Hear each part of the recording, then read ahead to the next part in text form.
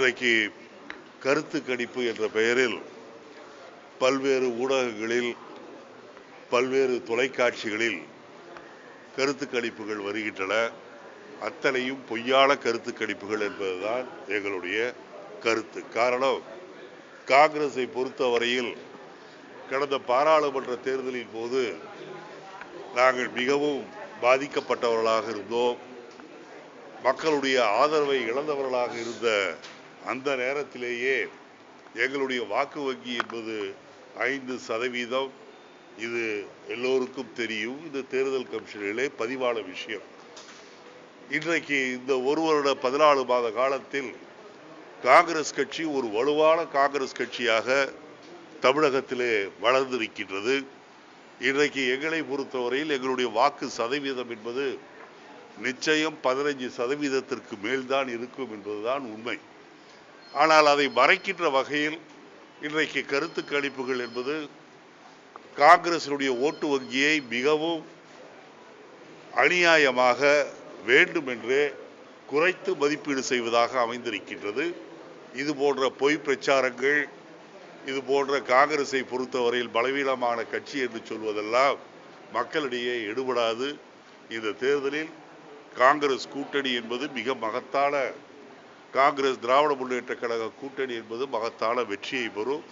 ஆகவே காங்கிரஸை எவ்வளவுதான் கீழ்த்தரமாக பொய்யான தகவல் மூலம் பலகீனப்படுத்த நினைத்தாலும் அது நடவாது. கண்டிப்பாக காங்கிரஸ் என்பது தமிழகத்திலே இருக்கின்ற மிகப்பெரிய மக்கள் ஆதரவு பெற்ற கட்சிகளில் காங்கிரஸும் ஒன்று என்பதை வருகின்ற தேர்தல் நிரூபிக்கும். அதேபோல் பாரதிய ஜனதா கட்சியினுடைய செயலாளராக இருக்கின்ற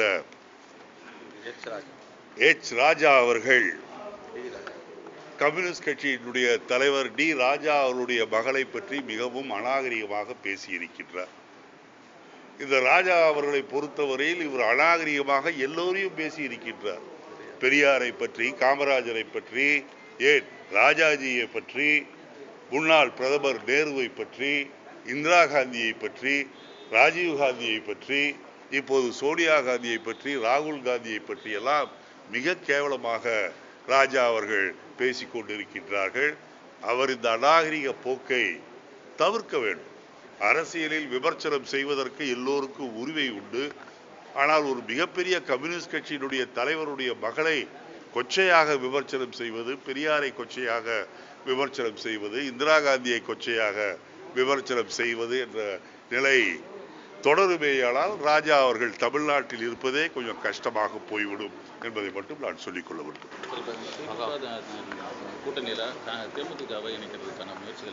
நான் ஏற்கனவே பல நாட்கள் பல தடவை பதில் சொல்லிவிட்டேன்.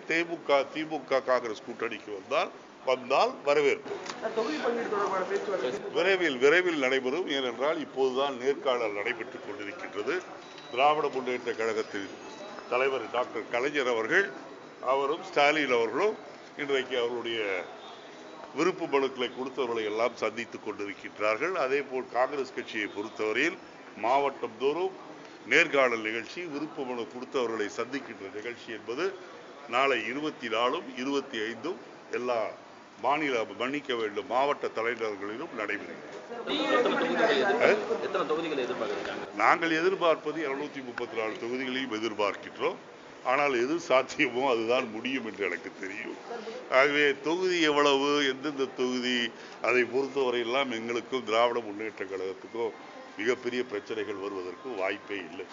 எங்களை பொறுத்தவரையில் மதச்சார்பற்ற தன்மையில் உறுதியாக இருக்கின்ற கட்சிகளாக இருக்கின்ற நாங்கள் லஞ்ச லாவண்யம் செய்கின்ற ஜெயலலிதாவை வீட்டுக்கு அனுப்ப வேண்டும் என்பதுதான், தமிழக மக்களை அதிமுக பிடியிலிருந்து காப்பாற்ற வேண்டும் என்பதுதான் முக்கியமே ஒழிய எங்களுக்குள் யார் பெரியவன் யார் சிறியவன் என்ற பிரச்சனைகளுக்கெல்லாம் நாங்கள் ஈடுபட மாட்டோம்.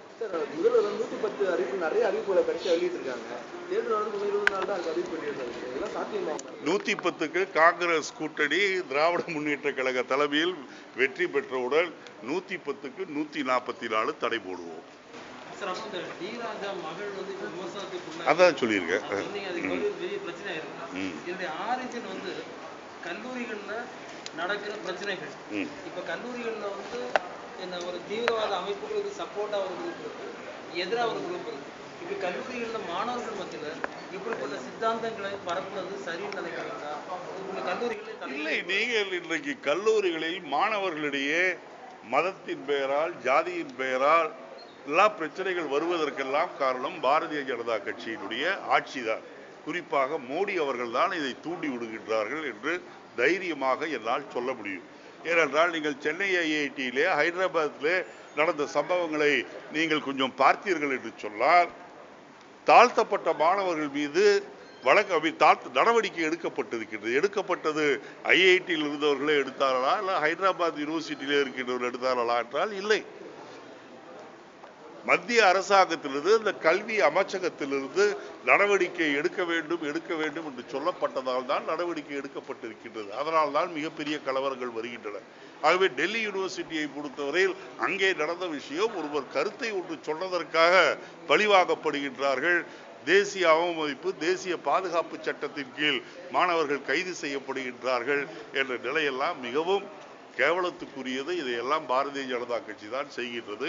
அது மட்டுமல்ல, நேற்று ஒரு பல்கலைக்கழகத்திலே மோடி அவர்கள் பேசும்போது அந்த மாணவர்களில் ஒருவர் எங்களுடைய கல்லூரியிலே மாணவர்கள் அமைப்பிற்கு தேர்தல் நடத்த வேண்டும் என்று சொன்ன காரணத்தால், ஜனநாயக உரிமை, எல்லா கல்லூரிகளும் யூனியன் இருக்கின்றது, மாணவருடைய அந்த அமைப்புகள் இருக்கின்றன, அது வேண்டும் என்று கேட்டதற்காக அவரை காட்டுமிராண்டித்தனமாக ஒரு மனிதன் தாக்குவதும் பிறகு போலீசார் தாக்குவதும் என்று சொல்வது பாரதிய ஜனதா கட்சி மாணவர்களை தூண்டிவிட்டு வேடிக்கை பார்க்க வேண்டும், நாட்டிலே மதக்கலவரங்களை உண்டாக்க வேண்டும் என்ற உள்நோக்கத்தோடு தான் செய்கின்றது என்று அர்த்தம். இல்லை, என்னை பொறுத்தவரையில் எல்லா மாவட்டங்களிலும் இந்த மாவட்ட தலைவர்கள் இருப்பார்கள். அதே போல் இங்கே இருந்து தமிழக காங்கிரஸ் கமிட்டியினுடைய நிர்வாகிகளில் ஒருவர் அந்தந்த மாவட்டங்களில் நிர்வாகிகள் கலந்து கொள்வார்கள். 2 நாளில் முடிஞ்சிடும் நினைக்கிறேன். தேவைப்பட்டால் இன்னும் ஒரு நாள் கூட எடுத்துக்கொள்வோம். அதில் ஒன்றும் பெரிய விஷயம்.